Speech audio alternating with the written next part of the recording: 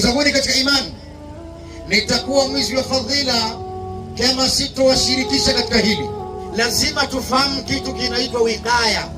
Wikaya ni ulinzi. Ulinzi dhidi ya nani? Ulinzi dhidi ya wale ambao alladhi yuwaswisu fi suduri nnas min aljinnati wan nas, ambao wanaotia wasiwasi katika nyoyo za watu, katika majini na watu. Sasa wikaya, tunajikinga kwa nani? Tunajikinga kwa Allah kutokana na shari za majini na watu. Ndio Mtume akasema, man qala la ilaha illa Allah inda naumihi bata ruhuhu tahta al-arshi, yeyote atakayetamka la ilaha illa Allah wakati wa kulala, huyu akatoa shahada hiyo kabla ya kulala, Mtume anasema huyu atapata ulinzi. Kwanza, nafsi yake itachukuliwa, nafsi hiyo itapaishwa katika arshi ya Allah. Mwanadamu yupo kitandani kiwiliwili na nafsi yake ipo katika arshi ya Allah, umepewa ulinzi. Kama atakuja ibilisi, maana yake atakachokikuta ni kiwiliwili ambacho hakina nafsi. Na sote tunafahamu kwamba usingizi ni mfano wa kifo.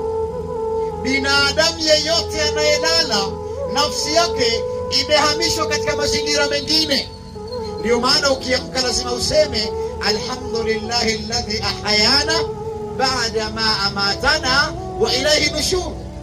Sifa zote ni zake Allah aliyetufufua sisi. Kakufufua lini na ujafa? Maana yake ulikuwa kwenye kifo, katika usingizi. Allah kakufufua katika kifo cha usingizi baada ya kukuua. Na ndio maana kabla ya kulala uliomba dua ya kufa, bismika Allahumma amutu, kwa jina lako ya Rabbi nakufa, ndo nitakufuka tena. Yaani mwanadamu anamwomba Allah kwamba mimi nakufa sasa hivi na kwa jina lako tena nitafufuka. Ukishajikuta katika mazingira hayo, lazima upate ulinzi wa Allah.